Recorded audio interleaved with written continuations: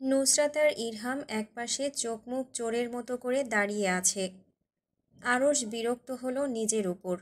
কেন সে একবার তাকালো না কেবিনের দিকে? উফ, এই দুই বাচালের সামনে তাকে রিজেক্ট হতে হলো। হাতের তালু দিয়ে কপাল ঘষল আরশ। নুসরাতের দিকে বিরক্তির দৃষ্টিতে তাকালো। আজই আসতে হলো এই মেয়েকে। নুসরাতের কথা মাথা থেকে ঝেড়ে ফেলে রুবাকে তীব্র বিতৃষ্ণা নিয়ে জিজ্ঞেস করল, আপনি আগে কেন বলেননি আপনি বিবাহিত? আর সবাই আপনাকে কেন মিস বলে ডাকে? নুসরাত নিজের হাসি কোনো রকম আটকে রেখে আছে। এখন কোনো কথা বললেই তার হাসির বিস্ফোরণ ঘটবে। আরশের কথায় নুসরাত আর ইরহাম উপর নিচ মাথা ঝাঁকিয়ে সহমত পোষণ করল। স্যার, আপনি কখনো জিজ্ঞেস করেননি আমি বিবাহিত নাকি অবিবাহিত? আপনি কাজের বাইরে এই পর্যন্ত কতবার কথা বলেছেন আমার সাথে?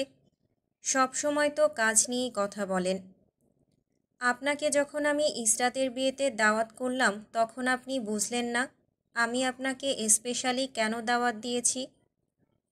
স্যার, এখানে কোনো কিছু মনে করার কি আছে? আমি অ্যাজ এ এমপ্লয়ি আপনার বোনের বিয়েতে দাওয়াত পেয়েছি।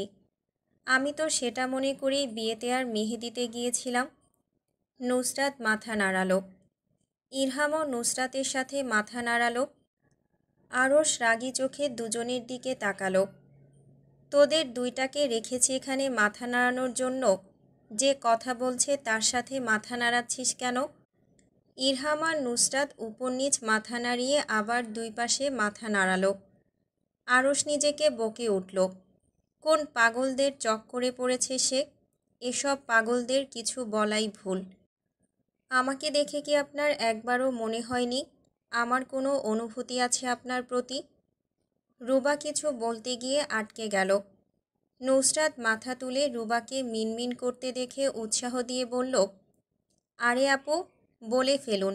আরশ কিছু বলবে না। মিন করবে না, তাই না রে ইরহাম? ইরহাম নুসরাতের কথায় উপর নিচ মাথা নাড়ল। আরশ প্রশ্নাত্মক দৃষ্টিতে তাকালো রুবার দিকে। রুবা নিজেকে শান্ত করল। যা হওয়ার পরে হবে। এখন বলে দিলেই হবে। স্যার, আপনি তো সব সময় চিৎকার দিয়ে আর গম্ভীর গলায় ছাড়া আমাদের সাথে কোনো কথাই বলেননি। সব সময় গোমরা মুখ বানিয়ে কথা বলতেন। তাই আমি বেচারি আপনার ফিলিংস বুঝতে পারিনি। আরশ কেসে উঠল। ইরহাম টেবিলের উপর থেকে পানি এনে এগিয়ে দিল আরশের দিকে। আরশ পানিতে চুমুক মেরে নুসরাতের দিকে তাকালো, যে তার দিকে চোখ বড় বড় করে এমনভাবে তাকাচ্ছে যেন চোখ দিয়ে সব তথ্য বের করে নেবে। আরশ গলা পরিষ্কার করে বলল, আমি বলেছি না আপনাকে আমার ভালো লাগে, আপনার প্রতি আমার কোনো ফিলিংস আছে সেটা বলিনি। নুসরাত আর ইরহাম একসাথে মাথা নাড়ালো। আরশ কিছুই বলল না। এসব পাগল ছাগলদের কিছু বলেও লাভ নেই। আপনি আজ আসুন। আগামীকাল থেকে বড় স্যারের ওখানে আপনার বসার জায়গা করে দেওয়া হবে। আমার সামনে পড়লে আপনারও অস্বস্তি হবে আর আমারও, তাই জায়গা বদলে ফেলাই ভালো। রুবা সালাম দিয়ে কেবিন থেকে বের হয়ে গেল। নুসরাত ইরহামের হাতে থাপ্পড় মেরে বলল, দেখ ভাই, ঠিক সময় যদি আমি ক্যামেরাটা অন না করতাম তাহলে তো আজকের এই ক্লাইম্যাক্সের ভিডিওটা মিস হয়ে যেত। ধন্যবাদ জানা। আজ যদি তোকে নিয়ে আমি না আসতাম তাহলে এত বড় নাটক দেখতে পারতি। আরশ গম্ভীর গলায় জিজ্ঞেস করল, কিসের ভিডিও আর কিসের নাটক? নুসরাত থতমত খেয়ে তাকালো আরশের দিকে। ইরহামের কানে কানে বলল, এই বলে দিয়েছি আমি সত্যি কথা। গাধি, তোর পেটের ভেতর কিছু হজম হয় না, যেখানে সেখানে সব বের হয়ে যায়। আরশ হুঙ্কার দিয়ে বলল, কিসের ভিডিও? নাথিং ভাইয়া। আসলে রাস্তায় ইরহাম পড়ে গিয়েছিল আর একটা ছেলে ভিডিও করে ফেসবুকে ছেড়ে দিয়েছে আর ক্যাপশন দিয়েছে, আজকালের পোলাপান অনেক অসহায়, ওটা নিয়েই কথা বলছিলাম। নুসরাত কথা ঘুরিয়ে ফেলল। আরশের হঠাৎ মাথায় আসলো এরা এখানে কি করছে। নুসরাত আর ইরহামের দিকে চোখ ছোট ছোট করে তাকিয়ে বলল, তোরা এখানে কি করছিস? ভাইয়া, আমি কিছু জানি না। নুসরাত আমাকে নিয়ে এসেছে। নুসরাত চোখ দিয়ে ধমকালো ইরহামকে। ইরহাম বোকার মতো মুখ বানিয়ে দাঁড়িয়ে রইল। নুসরাত বোকা হেসে আরশের দিকে তাকিয়ে পকেটে হাত ঢুকালো। কিছু যদি বেঁচে যাওয়ার পথ পেয়ে যায়। পকেটে সিগারেটের প্যাকেটের উপস্থিতি পেয়ে নুসরাতের দুরন্ত মাথা কিছু একটা ভেবে নিল। বোকা হেসে সিগারেটের প্যাকেটটা আরশের দিকে এগিয়ে দিল। আরশ ভ্রুকুচকে তাকিয়ে রইল। কি ভাইয়া, এটা আপনি ড্রয়িং রুমে রেখে এসেছিলেন, তাই আমি এটা আপনাকে দিতেই আসলাম। সিগারেট ছাড়া আপনি কিভাবে থাকবেন এটা ভেবেই নিয়ে এসেছি। আমি ভালো কাজ করেছি না? আচ্ছা ভাইয়া, প্রশংসা লাগবে না। আমি জানি আমি ভালো কাজ করেছি। ধন্যবাদ দিয়ে ছোট করবেন না নিজেকে। তোকে ধন্যবাদ দিচ্ছে কে? না দিলে না দিলেন, আজ তাহলে আসি, বাসায় যেতে হবে। আপনি আপনার সিগারেটে সুখ টান দিন। সিগারেট ছাড়া পুরোটা দিন খারাপ কেটেছে আমি জানি। আসছি। ইরহামকে বোকার মতো দাঁড়িয়ে থাকতে দেখে নুসরাত ইরহামের 2 হাত চেপে ধরে দরজার দিকে এগিয়ে গেল। যেতে যেতে শাসালো ইরহামকে। তোর বাপের মুখ দেখছিলি ওখানে দাঁড়িয়ে শালা? আমি যখন চলে আসছি তুই আমার পিছু পিছু আসবি না? বোকার মতো ওখানে দাঁড়িয়ে হাঁ করে তাকিয়েছিলি কেন? কানের নিচে থাপ্পড় মেরে সোজা করব তোকে, শালা বোকা, বলদ কুত্তার দল। রাতের বেলা। নুসরাত রাত 11টার দিকে রুম থেকে বাহিরে বের হলো। কিচেনে খচখচ শব্দ শুনে সেদিকে এগিয়ে গেল। আরশকে কফি বানাতে দেখে নুসরাত চলে যেতে নিয়ে আবার ফিরে তাকালো। বিকেলের কথা মাথায় আসতেই মনে হলো আরশকে একটু জ্বালানো যায় ওই বিষয় নিয়ে। মনে মনে ভাবল, তেমন কিছুই হবে না। নুসরাত আরশের পেছনে দাঁড়িয়ে যে দুপুরে ভিডিও করছিল সেটা ছাড়ল। আরশ নিজের কথা বলার শব্দ শুনে মুখ গম্ভীর করে নুসরাতের দিকে তাকালো, যে দাঁত কেলিয়ে দাঁড়িয়ে আছে। নুসরাতের থেকে চোখ সরিয়ে চোখ গেল নুসরাতের হাতের মোবাইলের দিকে। আরশ ভিডিওটা একবার দেখে নিশ্চুপ নুসরাতের দিকে তাকিয়ে বলল, ভিডিও ডিলিট কর। নুসরাত দাঁত কেলিয়ে মোবাইলটা পকেটে পুরল। আরশের কথা পাত্তা না দিয়ে সেলফ থেকে চিপস বের করে খেতে শুরু করল। তোকে কি বলেছি শুনিস নাই? ভিডিও ডিলিট কর। নুসরাত চিপস খেতে খেতে আরশের দিকে তাকিয়ে হেসে দিল। তার আরশকে দেখলেই হাসি পাচ্ছে। নুসরাতকে আবার বলল, ডিলিট করতে বলছি না ওটা, ডিলিট করছিস না কেন? এখনও দাঁত কেলিয়ে দাঁড়িয়ে আছিস? আমি কথা বলছি, কথা কানে যায় না? আমি কেন ডিলিট করতে যাব? এটা প্রমাণ যে কোনো সময় কাজে লাগতে পারে। আরও সতর্ক গলায় চিৎকার করে বলল, নুসরাত, ওটা ডিলিট দে, নইলে তোর একদিন কি আমার যতদিন লাগে। দিব না ডিলিট। আমি সবাইকে এটা দেখাবো, বিশেষ করে বড় আম্মুকে দেখাবো, তার ছেলে কিভাবে রিজেক্ট হয়েছে। তুই আমার মাকে দেখাবি?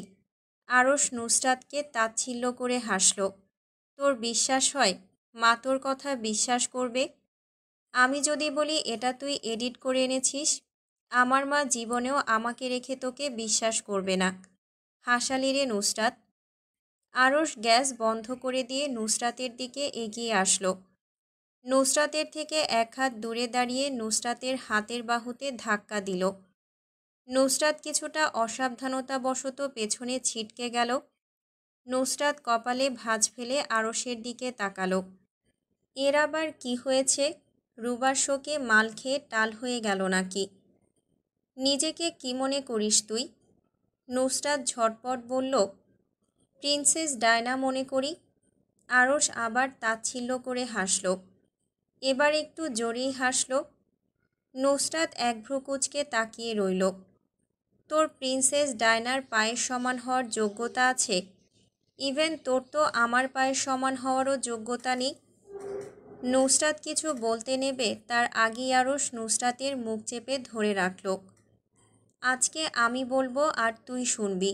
তোর এই রেডিও আমার সামনে অন করবি না। তোর কথা শুনলেই মনে হয় আমার মাথার কিছু ছিঁড়ে যাচ্ছে। তুই চুপ থাকবি আজ আর আমার কথা শুনবি। এত যে দেমাক দেখাস, রূপ বলতে কিছু আছে তোর? আচ্ছা, মানুষ শ্যামলা হলেও তাদের মুখে একটা মায়া থাকে, যা তাদের সুন্দর করে তোলে। কিন্তু তোর মুখে কোনো মায়া নেই। নিজের গঠন দেখেছিস কোনো দিন? তার মধ্যে আবার সবার সাথে বেয়াদবি করিস। তোকে বিয়ে করবেটাকে? তুই তো আইবুড়ি হয়ে মরবি। তোর থেকে ছোটদের বিয়ে হয়ে যাবে, তোর হবে না। সারা জীবন আমাদের ঘাড়ে বসে গিলবি। নুসরাত এতক্ষণ মোস্টামুষ্টি করছিল আরশের হাত থেকে ছোটার জন্য, কিন্তু আরশের অপমানমূলক কথায় স্তব্ধ হয়ে তাকিয়ে রইল নুসরাত আরশের দিকে। তাকে রূপ নিয়ে খোঁটা দিল। কোনোদিন তো কেউ বলেনি তার মুখ দেখতে মায়াবী নয়। হ্যাঁ, ছোটবেলায় বলতো ছেলেদের মতো দেখতে মনে হয়, কিন্তু এখন যেই দেখেছে সেই বলেছে শ্যামলা হলেও মুখে মায়া আছে। তাহলে কি সবাই মিথ্যে বলতো? নুসরাতের চিন্তার ব্যাঘাত ঘটল আরশের কথায়। তুই এত খারাপ কেন? মানুষের কষ্ট দেখলে তোর খুশি লাগে? মানুষ এতটা খারাপ হতে পারে তোকে না দেখলে জানতাম না। তোর তো না আছে সৌন্দর্য, না আছে গঠন, না আছে মুখে মায়া। এত ভাব কিসের তোর? মানুষ কালো হলে জানতাম তার মন ভালো হয়, কিন্তু তুই যেমন কালো তোর মনও তেমনই কালো। তোকে ফার্স্ট অ্যান্ড লাস্ট ওয়ার্নিং দিচ্ছি, আমার সামনে আর কোনো দিন পড়বি না। তোর মুখ দেখলেই আমার দিন খারাপ হয়, আমার ভালো মুড নষ্ট হয়ে যায়।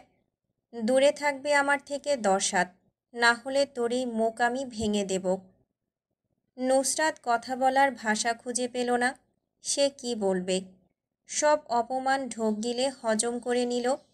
আরশ কফি নিয়ে যায়নি, এখানেই ফেলে চলে গিয়েছে। কফি খাওয়ার মুড নেই আর। আরশ নিজের রুমে যেতে যেতে শুনল নুসরাতের হালকা হাসির শব্দ। নুসরাত পেছন থেকে আরশের দিকে নিষ্প্রভ দৃষ্টিতে তাকিয়ে হাসছে। আরশ পেছন ফিরে তাকালো না, শুধু মনে হলো তাকে তাচ্ছিল্য করে হাসছে নুসরাত। আরশ পেছন ফিরে তাকালে বুঝতে পারত নুসরাতের হাসিটা প্রচুর ভয়ঙ্কর ছিল, যা কোনো কিছু হওয়ার পূর্বাভাস দিচ্ছে। আরশ নিজের রুমে ঢুকে দরজা লাগাতেই নুসরাত হাসি বন্ধ করে দিল। রোবটের মতো আরশের রুমের দরজার দিকে একদৃষ্টিতে তাকিয়ে রইল। নুসরাতের মুখ প্রচুর শান্ত, মুখ দেখে বোঝার উপায় নেই ভেতরে কি ভাবছে বা চলছে। ভাবা শেষে শয়তানের মতো ঠোঁটের কোণ উঁচু করে ফেলল। আরশের থেকে শোধ নেবে সে। নুসরাতকে অপমান করা আর তার শাস্তি? না না, নুসরাতের ভাষায় পুরস্কার না পাওয়া ওহো কোনোভাবেই সম্ভব না। সে উপহার দেবে আরশকে, অবশ্যই দেবে। ধীরে ধীরে, শুধুমাত্র সময়ের অপেক্ষা। নুসরাত ঘড়ির কাঁটার দিকে দৃষ্টি নিক্ষেপ করে বিড়বিড় করল, টিক টিক টিক। প্রকৃতির অবস্থা শোচনীয়। কোনো আগাম বার্তা ছাড়াই ঝড় শুরু হয়েছে। এরই মধ্যে লোডশেডিং হয়েছে। কোনো পূর্বাভাস ছাড়া এরকম ঝড় আসায় কোনো পূর্ব প্রস্তুতি নেই। কারেন্ট চলে যাওয়ায় হিটার বন্ধ। অতিরিক্ত শীতের জন্য ইসরাত বড় বড় কমফোর্টারের ভেতর ঢুকে বসে আছে। এই শীতের মধ্যে কে আরাম ছেড়ে বের হবে? বাহিরে কলিং বেল বেজে উঠল। ইসরাত তবুও পড়ে রইল বিছানার মধ্যে। মনে হচ্ছে কমফোর্টারের নিচ থেকে বের হলেই সে জমে যাবে। দরজা খোলার শব্দ বাহির থেকে আসলো। অ্যাপার্টমেন্টের ভেতর কারোর হাঁটার শব্দ শোনা গেল। ইসরাত তবুও নড়ল না। নিজের পাশের রুম থেকে দরজার নব ঘোরানোর শব্দ শুনতে পেল। ইসরাত বুঝল জাইন এসেছে। মোবাইলে টাইম দেখল, সন্ধ্যা 6টা বাজছে। এত তাড়াতাড়ি আজ আসলো কেন? হঠাৎ মনে হলো রাতের খাবার রান্না করেনি সে। শরীর থেকে শীত ঝেড়ে ফেলে ইসরাত কিচেনে গেল রান্না করতে। তার আর জাইনের কাজ ভাগ করে নেওয়া। নিজের রান্না যে যার নিজের মতোই করবে। জাইন ঘর মুছবে আর ইসরাত রুম ঝাড়ু আর অ্যাপার্টমেন্টে থাকা জিনিসপত্র মুছবে। যে যেই পাত্রে খাবে সে সেই পাত্র ধুয়ে রাখবে। ইসরাত ডিম আর খিচুড়ি রান্না করে কিচেনে রেখে চলে গেল শোয়ার জন্য। এই শীতের মধ্যে বিছানা ছাড়া অন্য কোথাও দাঁড়াতেও ইচ্ছে করে না। ইসরাত দরজা কোনো রকম লক করে দৌড় দিল বিছানায়। কি শীত রে বাবা। পরের দিন সকালবেলা আরশ রেডি হচ্ছিল অফিসে যাওয়ার জন্য। এরই মধ্যে রুমের বাহির থেকে নকের শব্দ আসলো। আরশ ভেতরে আসার কথা বললে নুসরাত আরশের রুমের ভেতর এলো হাসি হাসি মুখ করে। আরশ নুসরাতের এত হাসির কারণ বুঝল না। ভ্রু বাঁকিয়ে তাকালো নুসরাতের দিকে। নুসরাত জুসের গ্লাস আরশের দিকে এগিয়ে দিল। আরশ সন্দেহের দৃষ্টিতে নুসরাতের দিকে তাকিয়ে জুসের গ্লাসটা হাতে নিল। হঠাৎ আমার জন্য জুস নিয়ে আসলি কেন? গতকাল রাতের আপনার কথাগুলো আমি অনেক ভেবেছি। ভাবলাম আপনার সাথে তো আর আমার কোনো শত্রুতা নেই। আপনি তো আমার পিয়ারের বড় ভাই, তাই জুস নিয়ে আসলাম আপনাকে খাওয়াতে আর আমার ভুলের জন্য ক্ষমা চাইতে।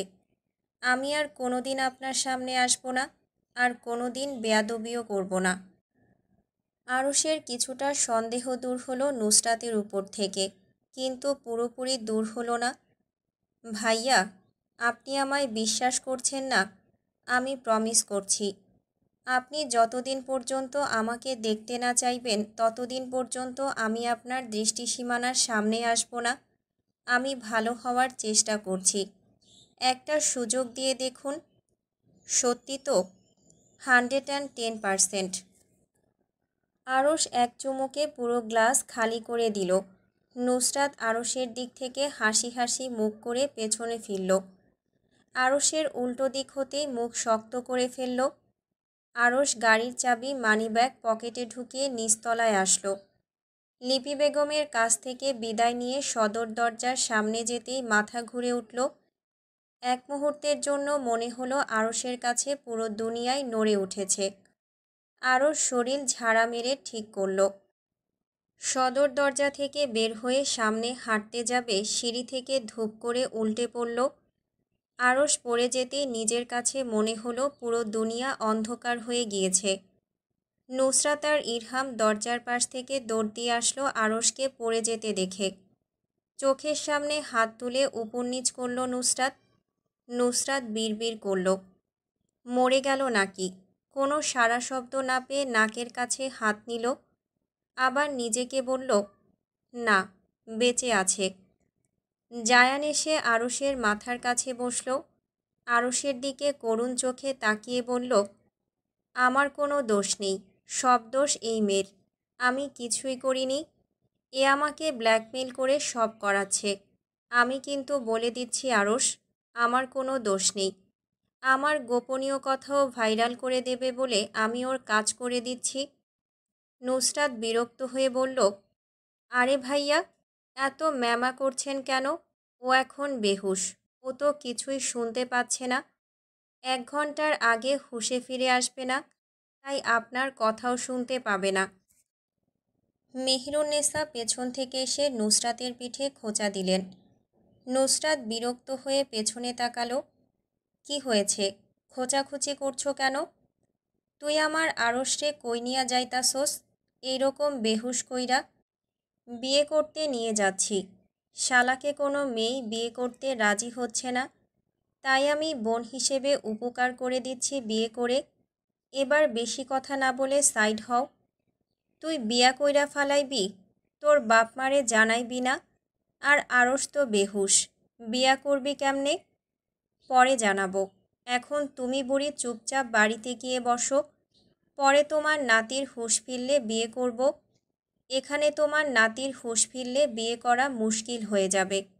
ভাইয়া, আপনি মাথায় ধরুন, আর ইরহাম, তুই এক পায়ে ধর, আমি আরেক পা। 1 মিনিট, একটা ফটো তুলে নেই, অ্যালবাম করে রাখব। পরে আফসোস করব কেন একটা বিয়ের আগে ফটো তুলিনি। ইরহাম মোবাইল নিয়ে সামনে গেল। আরশ মাটিতে পড়ে আছে। মেহেরুন্নেসা লাঠিতে ভর দিয়ে পান খাওয়া দাঁত বের করে হাসলেন। আর নুসরাত জাইন আরশের পাশে বসে ভি সাইন দেখালো। ফটো তোলা শেষে সবাই মিলে ধরাধরি করে আরশকে গাড়ির কাছে নিয়ে গেল। এ এত ভারী কেন? 3 জন মিলে ধরে শালাকে নেওয়া যাচ্ছে না। খায় কি এ, গন্ডারের মতো ভারী? গাড়িতে ব্যাক সিটে আরুষকে কোনো রকম বসিয়ে ইরহামকে তার পাশে বসানো হলো। ইরহাম বসতে চাইল না, নুসরাত ধমক মেরে বসালো। জায়ান ড্রাইভিং সিটে আর নুসরাত বসলো ফ্রন্ট সিটে। মেহেরুন্নেসা বাহির থেকে বললেন, বেস্ট অফ লাকি। নুসরাতও বেস্ট অফ লাকঠু বলে বুড়ো আঙুল দেখালো। জায়ান গাড়ি স্টার্ট দিলে নুসরাত জিজ্ঞেস করল, এখান থেকে কাজী অফিসে যেতে কত মিনিট লাগবে? 30 মিনিটের মতো। আমি মাহাদি ভাইয়া নাহিদার ইনায় আপুকে আসার জন্য বলেছি, ওরা হয়তো এতক্ষণে পৌঁছে যাবে। জায়ান কথা বলল না, ড্রাইভিংয়ে মনোযোগী হলো। নুসরাত ইরহামকে বলল, এর পাশে বসে ফিল কেমন তোর? চুপ কর বেডি, আমার ভয় করতাছে কখন না জানি সজাগ হয়ে যায় আর আমার গলা টিপে ধরে। চিন্তা করিস না, একটা গান শোনাই তোকে, চিন্তা থেকে চট করে রিলিফ হয়ে যাবি। না বোন, গান গাস না, তুই গানের ধর্ষণ করে দিস গান গেয়ে। আচ্ছা, একটা গান গাই। না করলে তো গাইবি, নে গা এবার। না, গাইতে ইচ্ছে করছে না। আমার আইফোনটা দেখ, ব্যাক সিটে আছে, ওটা দে, একটা গান বাজাই। ইরহাম কপালে ভাঁজ করে নুসরাতের দিকে তাকালো। তুই আইফোন পাইলি কই? আরে ইসরাতের জন্য শপিং করতে গিয়েছিলাম, ওখান থেকে 35,000 টাকা মেরে দিয়েছি। ইসরাত আম্মারে টাকা দেওয়ার জন্য বলছিল, আম্মা ভুলে গিয়েছে টাকার কথা, তাই আমি মেরে দিয়েছি আর কিছু টাকা আমি নিজে জমিয়েছি। দুইজনের টাকা মিলিয়ে কিনেছি। তুই টাকা মারলি আর আমাকে বললি না কেন? আমিও কিছু টাকা মারতাম ওখান থেকে। একা একা আইফোন কিনে নিলি। তুই ওই সময় বাড়িতে ছিলি না শালা, যাও তো নাড়ে নাড়ে বেড়াতে। এখন মুখ খারাপ করতে চাইছি না, তাই ডোন্ট ফোর্স মি। আরেকটা কথা, আরশের থেকে উপরেরটা কিনেছি। নতুন নতুন ইংরেজি শিখেছিস, তাই না? আমি জানি। ভাইয়ার আইফোন দেখেই তুই আইফোন কিনেছিস টক্কর দেওয়ার জন্য। জানোস যখন তখন জিজ্ঞেস করেছিস কেন? মেহেরুন্নেসা সৈয়দ বাড়ি হাহুতাশ করে মাথায় তুলে ফেলেছেন। কেউ জিজ্ঞেস করলেও উত্তর দিচ্ছেন না, শুধু বলছেন আমার নাতনি। আম্মা, কি হয়েছে না বললে বুঝবো কিভাবে? মেহেরুন্নেসার চোখে পানির লেশমাত্র নেই। তারপরও তিনি শাড়ির কোনা দিয়ে চোখ মুছলেন, নাক টানলেন। তোর সোডোপোলা আমার নাসিরের মাইয়ারে কিডন্যাপ কইরা লইয়া গেছে গা। মাইয়াডা যাইবার চায় নাই, জোর কইরা উঠাইয়া লইয়া গেছে। আমি থামাইতে গেলাম, আমারে কইল, দাদি এখানে আসবে না, আমি কিন্তু তোমাকে মানব না। আর কইল বাড়িতে কাউরে কইলে নুসরাতরে বিয়া কইরা বাড়িতে আইতো না। মেহেরুন্নেসা এমনি এমনি কান্না শুরু করলেন। হেলাল সাহেব স্তব্ধ হয়ে গেলেন। আরও সেটা করতে পারে তার বিশ্বাসই হচ্ছে না। মাথায় হাত দিয়ে বসে পড়লেন সোফার উপর। তার মাথায় কাজ করছে না, আরশ কিভাবে এটা করল। নুসরাত কাজী অফিসে পায়ের উপর পা তুলে বসে আছে। আরশকে একটা চেয়ারে বসিয়ে রাখা হয়েছে হাত পা বেঁধে, চোখে পট্টি বাঁধা অবস্থায়। কাজী সাহেব চোখ মুখ করুণ করে তাকিয়ে আছেন। নুসরাতের দিকে একবার তাকিয়ে আরশের দিকে তাকালেন। মা, আপনি এভাবে বিয়ে করবেন? নুসরাত নিজের কাপড়ের দিকে তাকালো। ঠিকই তো আছে, এই কাপড় পরে বিয়ে করলে কোনো সমস্যা? আমি মাথায় তো ওড়না রেখেছি, তাহলে আর এত সমস্যা হওয়ার কি আছে? আমার কি এখন মাথায় লাল কালার ওড়না দিয়ে বিয়ে করতে হবে? কাজী সাহেব কিছুই বললেন না। কনের দিকে একবার তাকিয়ে আবার বরের দিকে তাকালেন। বর চেয়ারের উপর বসে আছে, তার মাথা নিচের দিকে কাত হয়ে আছে। কেউ হালকা ধাক্কা দিলেই চেয়ারসহ উল্টে পড়ে যাবে বর। নাহিদ এসে নুসরাতের মাথায় টোকা দিল। তুই পুরুষ মানুষকে কিডন্যাপ করে বিয়ে করছিস? ছি ছি, তুই এত নিচে নেমে গেলি। বড় ভাইয়ের বয়সী পুরুষকে বিয়ে করতে তোর বিবেকে নাড়া দিচ্ছে না? এইভাবেই নিরীহ পুরুষটাকে তুই কিডন্যাপ করে বিয়ে করতে পারিস? তুই তোর বক বক বন্ধ কর আর চুপচাপ দাঁড়া। তোকে আমার সাক্ষী হিসেবে এখানে এনেছি, এত পটর পটর করতে এখানে আনিনি। তুই আমার ভাই, ওর পক্ষপাতিত্ব করছিস কেন? নাহিদ ওর কথার উত্তর না দিয়ে বলল, আমি ওই সময় আন্টিকে বলেছিলাম এটা লেডিগুন্ডি হয়ে যাবে, আমার মতো বেচারা পুরুষ মানুষদের অত্যাচার করবে, কিন্তু কেউ আমার কথা পাত্তাই দেয়নি। এখন দেখো, আমার মতো একজন নিরীহ পুরুষকে কিডন্যাপ করে এনে বিয়ে করছে। হইছে, তোর কাকের মতো গলা দিয়ে কাকা বন্ধ কর, আমরা কেউ শুনতে ইচ্ছুক না। আরশ এর মধ্যেই নড়ে চড়ে উঠল। শরীর চেয়ারের সাথে বাঁধা থাকার জন্য ঠিকভাবে নড়তে পারল না। ব্যথাতুর শব্দ মুখ দিয়ে বের করল। হাত শক্ত করে বাঁধার জন্য, তার উপর তখন সিঁড়ি থেকে উল্টে পড়ার জন্য। নুসরাত আরশের দিকে তাকিয়ে বলল, ইরহাম, সুন্দর করে বসা মালকে, না হলে চেয়ার নিয়ে কখন যে উল্টে পড়ে যায় কে জানে। আরশ নুসরাতের গলার স্বর শুনে নুসরাতকে ডাকল, এই নুসরাত, আমার চোখ বাঁধা কেন, আর আমরা এখন কোথায়? নুসরাত কোমল স্বরে বলল, ভাইয়া, এখন আমরা দুজন কাজী অফিসে আছি। আরশ বুঝল না কেন তারা কাজী অফিসে আছে। সে তো বাসা থেকে বের হয়েছিল অফিসে যাওয়ার জন্য। তারপর কি হয়েছিল? মাথায় চাপ দিতেই ঝাপসা ঝাপসা সব কিছু ভাসল। কোনো কিছুই স্পষ্ট চোখে ভাসল না। নুসরাত, আমার চোখে কি বাধা, ওটা খোল। ভাইয়া, আমি প্রমিস করেছিলাম না, আপনি না বললে আপনার সামনে আর আসবো না, তাই চোখে পট্টি বেঁধে দিয়েছি, যাতে আপনি আর আমারই অসুন্দর মুখটা দেখতে না পারেন। ভালো করেছি না ভাইয়া? আরশের মাথায় আসলো এখানে নিশ্চয়ই কোনো গোলমাল পাকিয়েছে নুসরাত। নুসরাতকে আদেশের স্বরে বলল, আমি বলছি এখনই আমার চোখ খোল। ইরহাম রে, চোখের পট্টিটা খোল।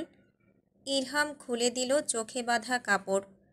প্রথমে চোখ খুলতেই সব কিছু ঝাপসা মনে হলো। আলস হয়ে যেতেই আরশ চারদিকে চোখ ঘুরিয়ে তাকালো। জায়ান, ইরহামার আরেকটা ছেলে দাঁড়িয়ে আছে। আরশের ভ্রু কুঁচকে গেল। এরা এখানে কেন? নিজের হাত নাড়াতেই বুঝতে পারল তার হাত শক্ত করে বাঁধা চেয়ারের সাথে। তুই আমার হাত বেঁধেছিস কেন চেয়ারের সাথে? আর কাজী অফিসে আমরা কি করছি? নুসরাত ঠোঁট বাঁকিয়ে হাসল। আপনার মতো গন্ডারকে আটকানোর জন্য চেয়ারে বাঁধা হয়েছে। কাজী অফিসে আমার কি কাজ যে তুই আমাকে এখানে বেঁধে রেখেছিস? আর গন্ডার কাকে বলছিস? আপনাকে দিয়েই তো সব কাজ হবে, আপনিই তো মেন।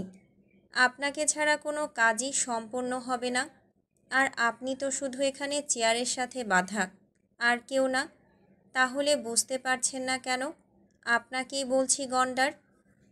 মাহাদি আর ইনায়া এরই মধ্যে এসে কাজী অফিসে ঢুকল। আরশের সামনে দাঁড়াতেই আরশ অবাক হয়ে তাকালো মাহাদির দিকে।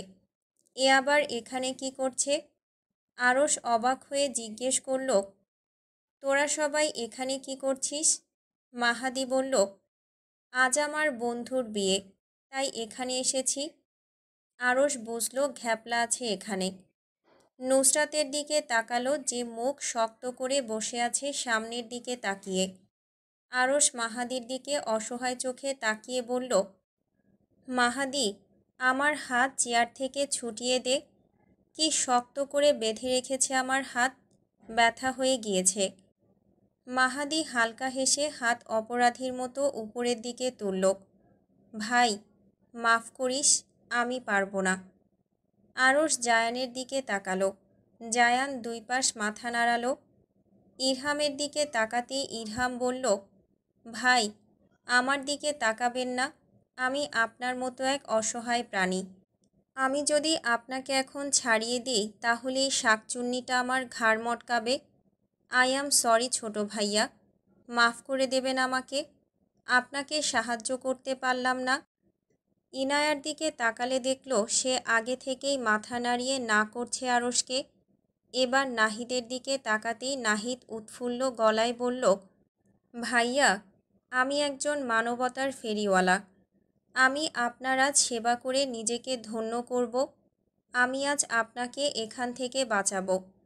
তারপর আমার নাম ইতিহাসের পাতায় স্বর্ণাক্ষরে লিখাবো। আমার ভবিষ্যৎ প্রজন্ম আমার এই অমানবিক কাজের ইতিহাস পড়ে আমাকে বাহবা জানাবে, বলবে ওয়াও ওয়াও। আরশ হালকা হাসল। নাহিদ এসে আরশের চেয়ারের সাথে বাঁধা দড়ি ছুটাতে যাবে, নুসরাত চিৎকার করে উঠল, এই একদম দড়িতে ধরবি না। কত কষ্ট করে এই মোটা প্রোডাক্টকে আমরা এখানে বেঁধেছি তুই জানিস? নাহিদ, ছবি না বলছি। মোটা প্রোডাক্ট আমার সম্পত্তি, তুই হাত লাগাবি না আমার সম্পত্তিতে। নাহিদ শুনল না, পায়ের কাছের দড়ি ছুটাতে গেল। নুসরাত বলল, আজ যদি আমি একে বিয়ে করি তাহলে তোকে 5খানা বাইক কিনে দেব। তুই জানিস এই ব্যাটা প্রচুর ধনী, বলতে পারিস মিলিয়নিয়ার, সৈয়দ বাড়ির বড়লোক পুরুষ। আমি বিয়ে করলে সব টাকা আমার, আর আমার টাকা মানে তো সব টাকা তোর। তাই সুযোগ মিস করিস না নাহিদ। সুযোগ একবার আসে, বারবার না। সত্যি বলছিস তো? 5টা বাইক কিনে দিবি? 100% সত্যি। তুই বিশ্বাস রাখতে পারিস আমার উপর? নাহিদ আরশের দিকে তাকিয়ে দাঁত বের করে হাসল। আরশ দাঁতে দাঁত চেপে একবার চাইল, তার নুসরাতকে ইচ্ছে মতো কতটা থাপড়াতে ইচ্ছে করছে। হাত বাঁধার জন্য কিছুই করতে পারছে না। চোখ বন্ধ করে আরশ জোরে জোরে শ্বাস নিল। নাহিদ প্রচুর ব্যথিত গলায় বলল, ভাইয়া, আজ আর মানবতা আপনাকে দেখাতে পারলাম না। ইতিহাসের পাতায়ও নিজের নাম লিখাতে পারলাম না। অন্য একদিন মানবতার ফেরিওয়ালা হয়ে আপনার সাহায্য করব। নাহিদ নিজে নিজেকে জিজ্ঞেস করল, মানবতা আজ কোথায়? তারপর নিজেই উত্তর দিল, মানবতা চাঁদে। আরশ কিছু করতে না পেরে নুসরাতের দিকে রাগী চোখে তাকালো।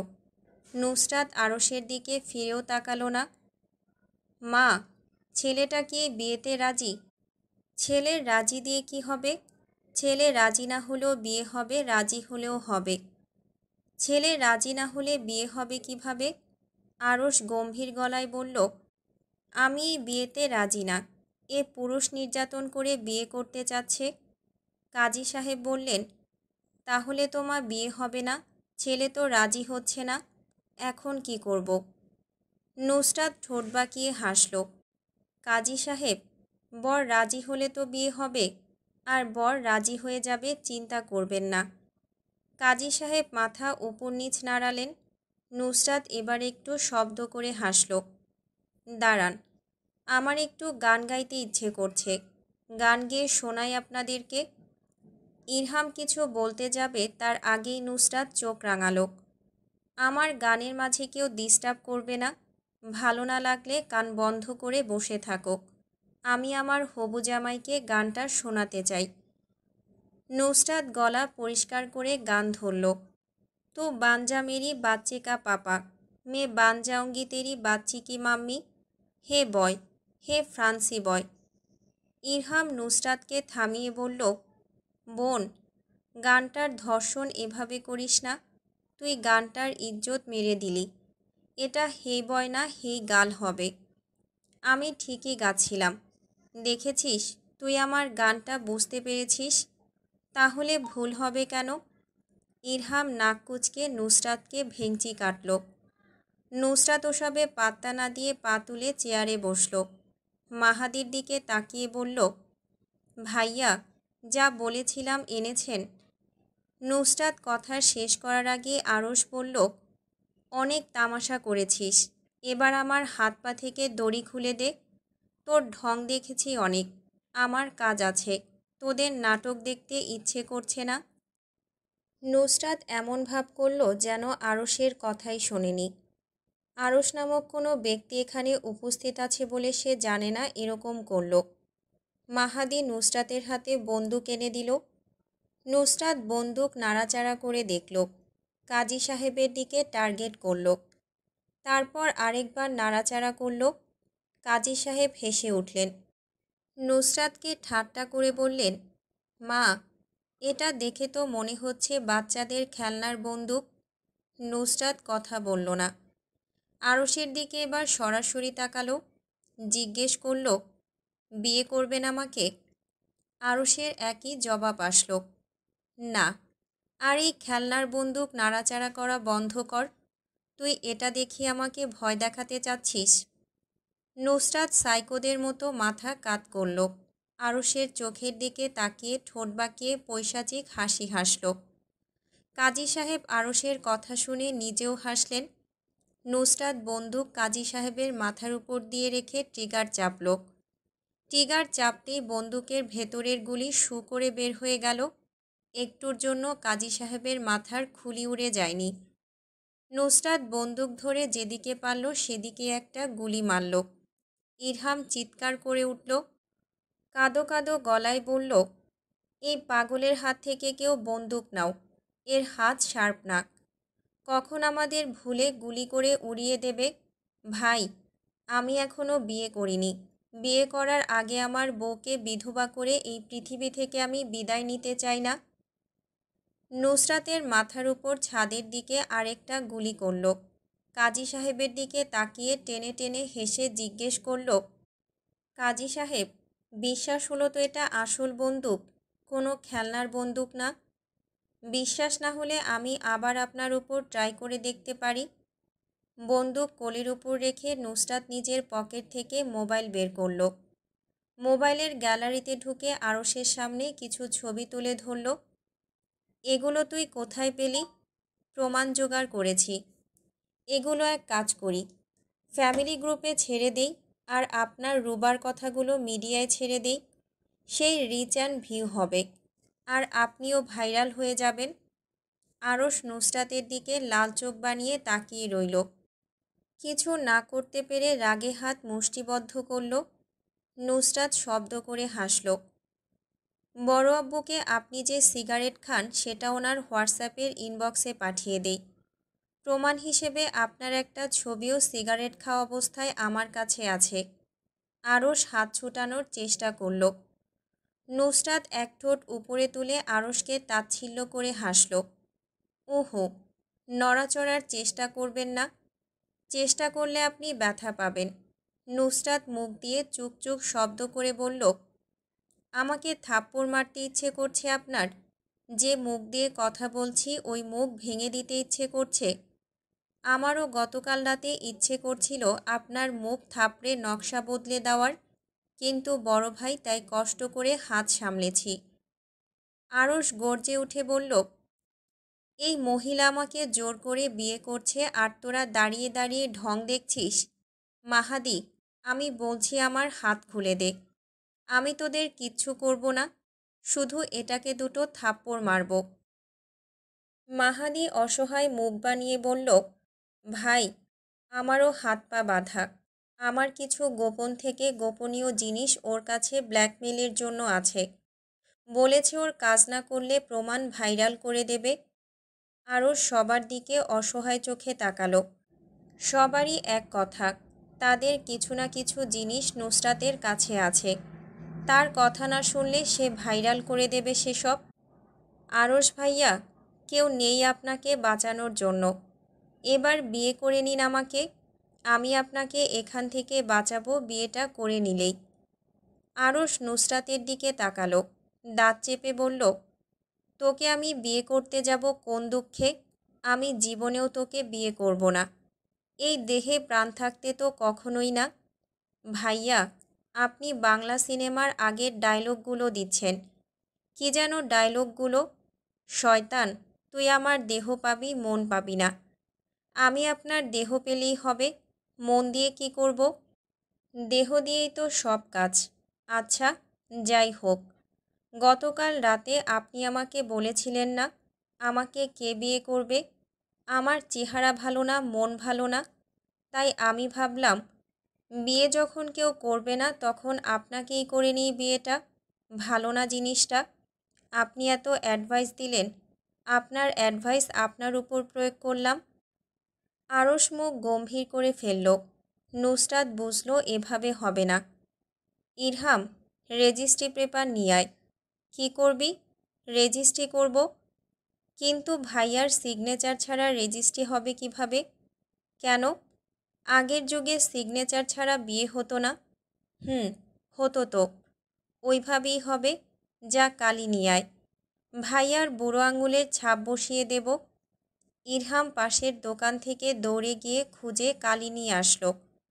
আরশ হাত মুঠো করে রাখলো শক্ত করে, কিন্তু জায়ান মুঠো থেকে আঙুল বের করে আনলো। নাহিদ কালির মধ্যে আরশের বুড়ো আঙুল চেপে ধরে সেটা নিয়ে গিয়ে রেজিস্টারে বসালো। নুসরাত হাঁপ ছাড়ল। পাতুলে বসে নিজেও আঙুলের ছাপ দিল। নে, এবার ঝটপট কবুল বলে ফেলতো বাবা। আরশ মুখে কুলু পেটে বসে থাকলো। নুসরাত ফ্যামিলি গ্রুপে ঢুকে আরশের সব ছবি যা যা প্রমাণ হিসেবে ছিল, ডায়নার সাথে রেস্টুরেন্টে খাওয়ার, রুবার সাথে কথা বলার, সিগারেট খাওয়ার, কোনো এক হোটেলের সামনে পকেটে হাত দিয়ে তোলা ছবি ছেড়ে দিল। আরশ চিৎকার করে বলল, নুসরাত, ডোন্ট ডু দিস। আমি বিয়ে করব। ডিলিট কর ওটা। নুসরাত মুখ দিয়ে চুক চুক শব্দ বের করল। ইস ভাইয়া, ফ্যামিলি গ্রুপে তো ছেড়ে দিয়েছি। কাজী সাহেব বিড়বিড় করলেন, কি যুগ আসলো রে বাবা, মেয়েরা ছেলেদের জোর করে বেঁধে বিয়ে করছে। এত জীবন দেখতাম ছেলেরা জোর করে বিয়ে করছে, আর এখন দেখি তার উল্টোটা হচ্ছে। এটা মেয়ে নাকি গুন্ডি? নুসরাত ঠোঁট কামড়ে হাসল। কাজী সাহেবের দিকে চোখ ছোট ছোট করে তাকাতেই তিনি মুখ বন্ধ করে নিলেন।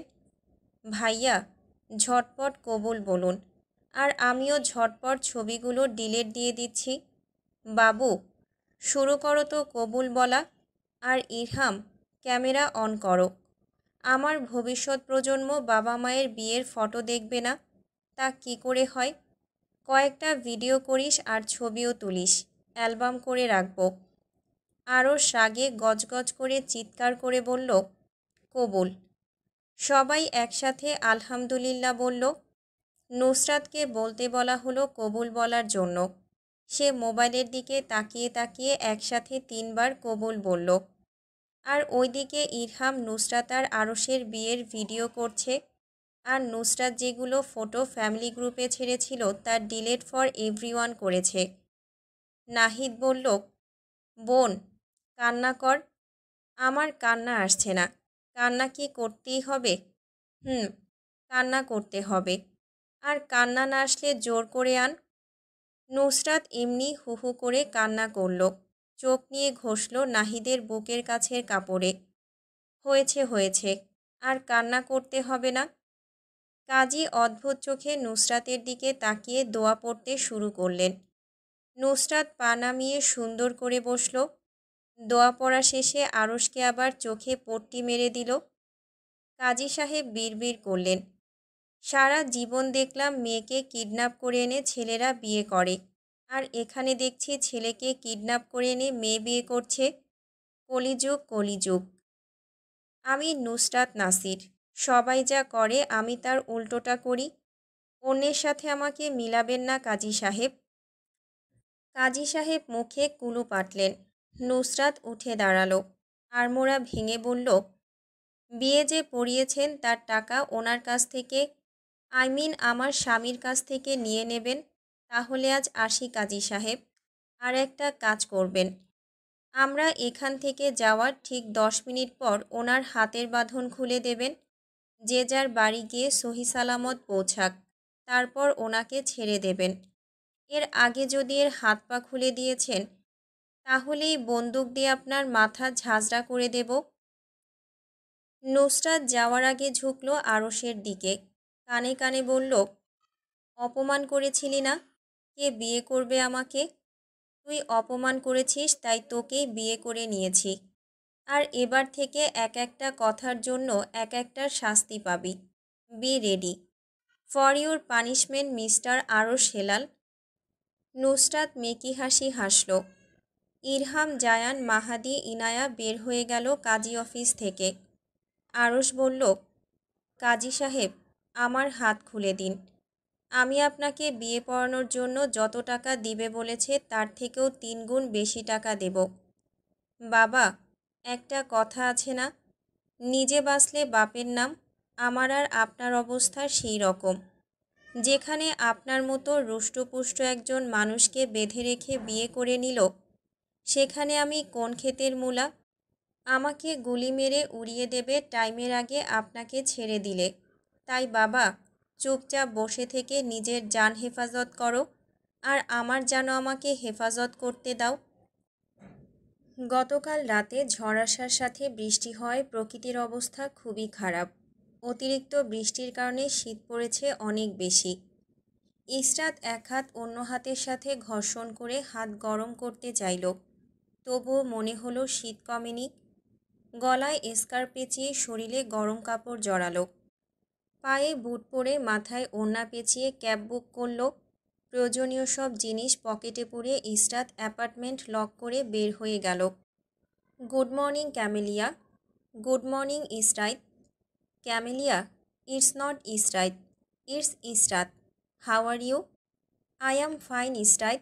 আর আমি ইসরাত বলেছি। নো, ওটা বলেননি আপনি। আপনি বলেছেন ইসরাত। দুটোই তো এক, তাহলে সমস্যা কোথায়? ইসরাত শ্বাস ফেলল। তার নামের 13টা বাজিয়ে দিয়েছে ক্যামেলিয়া। ক্যামেলিয়া তার স্বামীকে আনতে গেল ইসরাতের সাথে পরিচয় করানোর জন্য। লিউ তার স্ত্রীকে বোঝানোর জন্য বলল, বেবি, এখন কাস্টমার আছে, পরে গিয়ে পরিচিত হব, এখন আমার অনেক কাজ। ক্যামেলিয়া লিউয়ের কথা শুনল না। তার কথা সে এখন বলেছে মানে এখনই যেতে হবে। শোনো, খাবার সার্ভ করে এসেই পরিচিত হব। ক্যামেলিয়া গাল ফুলালো। লিউ খাবারের ডিশগুলো হাতে নিয়ে ক্যামেলিয়ার গালে চুমু খেয়ে কিচেন থেকে বের হয়ে গেল। খাবার সার্ভ করে আসলো। ইসরাতের সাথে পরিচিত হওয়ার জন্য এলো। ইসরাতের সাথে পরিচিত হওয়ার আগেই লিউ ফানি ফানি জোক শোনালো ইসরাতকে। ইসরাত হালকা হাসল, কিন্তু ক্যামেলিয়া হেসে গড়াগড়ি খেল। লিও এবং ক্যামেলিয়া এই দম্পতিকে ইসরাতের কাছে মনে হলো প্রচুর আন্তরিক, কারণ 2 দিনের পরিচয়ে তারা ইসরাতের সাথে এভাবে মিশছে যেন তাদের অনেক পুরনো সম্পর্ক। ক্যামেলিয়া ছটফটেভাবে বলল, আজ আর রেস্টুরেন্ট ওপেন রাখার দরকার নেই। ইসরাতকে নিয়ে আমি বাহিরে বেড়াতে যাব। ও প্যারিস আসলো আর প্যারিস ঘুরে দেখবে না, এটা তো হয় না। একদিন রেস্টুরেন্ট বন্ধ থাকুক, আজ আমাদের হলিডে। লিউ চিন্তিত হয়ে বলল, কিন্তু কাস্টমার তো ব্রেক টাইমে এখানে আসবে খাবার খাওয়ার জন্য। ক্যামেলিয়া স্বামীর উপর বিরক্ত হয়ে বলল, তো তার দায়ভার কি আমরা নিয়েছি নাকি? আমরাও মানুষ, আমাদেরও রেস্টের প্রয়োজন আছে, আমাদের হলিডে পালন করতে ইচ্ছে হয়। তোমার ইচ্ছে না হলে তুমি এসো না, আমি আর ইসরাত দুজন চলে যাব। তুমি তোমার কাস্টমারের সাথে টাইম স্পেন্ড করো। তুমি কি মনে করো তোমাকে ছাড়া আমরা যেতে পারবো না? একা একা হারিয়ে যাব? হাসালে ওহে বালক। এই ক্যামেলিয়া প্যারিসের অলিগলি সব চেনে। আজ আমি বেড়াতে যেতে চাইছি মানে আজ আমি বেড়াতে যাব।